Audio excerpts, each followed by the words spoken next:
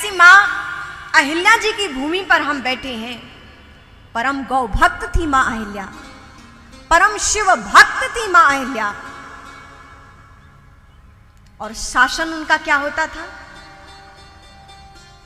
स्वयं का शासन नहीं, बैठी सिंहासन पर शिव का शासन चलता था। ऐसी शिव भक्ता, शिव नाम सदैव उनके हस्त पर, उनके मुख पर रहता था।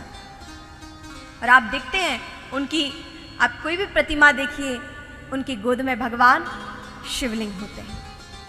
तो ऐसी दिव्य मां अहिल्या, हमारी भूमि इन्हीं माताओं से तो दिव्य है।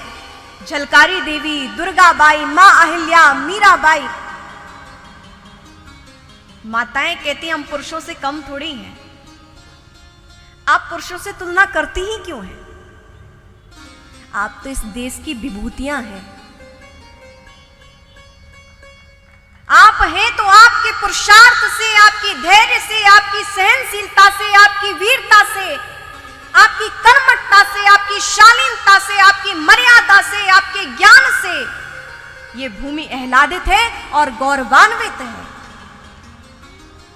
तो ऐसी दिव्य अहिल्या मां भगवती के जो हम सब कृपा पात्र हैं, जब मालवा क्षेत्र में आना होता है तो मां भगवती की स्मरण हो आता है। तो आज मेरा सौभाग्य है कि उन्हीं मां अहिल्या जी की भूमि पर, उनकी शिव भक्ति से चारों ओर जो शिव नाम आह्लाद है, सिंचित है, ऐसी भूमि पर बैठकर आज आपके इस मधुर स्वभाव वाले, यहाँ पर जो व्यक्ति हैं बड़े सहज हैं, तो ऐसे महू की भूमि पर बैठकर भगवान की कथा सुनाने का गुरु कृपा से ये सौभाग्य मुझे मिला है।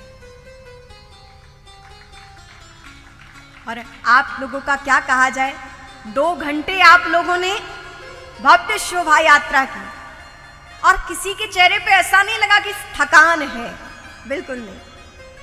सब आनंद से नृत्य करते हुए, गायन करते हुए, सिर पर कलश धारण करते हुए, एक एक पग करके आनंद से आप लोगों ने दिव्य शोभा यात्रा को धारण किया। आप सम्मिलित हुए। कहते हैं कि ज्यों ज्यों आप उस भगवान की यात्रा की ओर एक एक पग बढ़ाते हैं, त्यों त्यों भगवान आपकी ओर 100-100 कदम बढ़ाते हैं।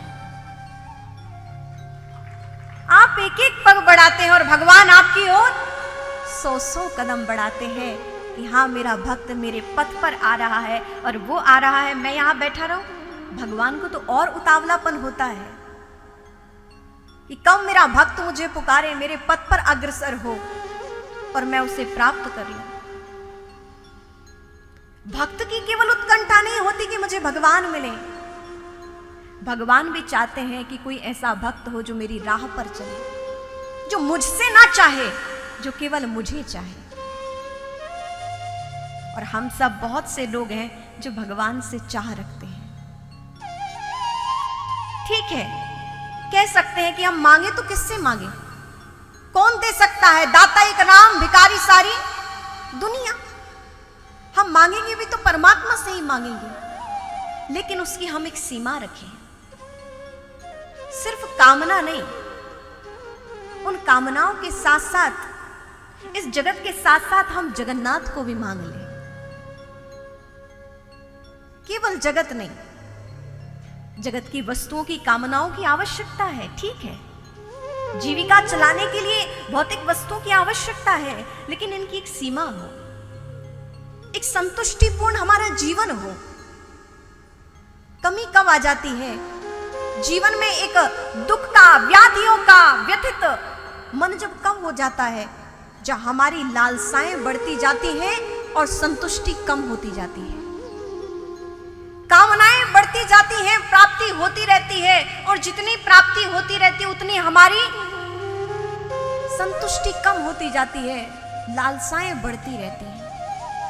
कामनाएं हो, लेकिन कामनाओं का एक दायरा हो, एक सीमा हो कि बहुत मांग लिया, लेकिन अब क्या मांगना है, अब परमात्मा को परमात्मा से मांगना है।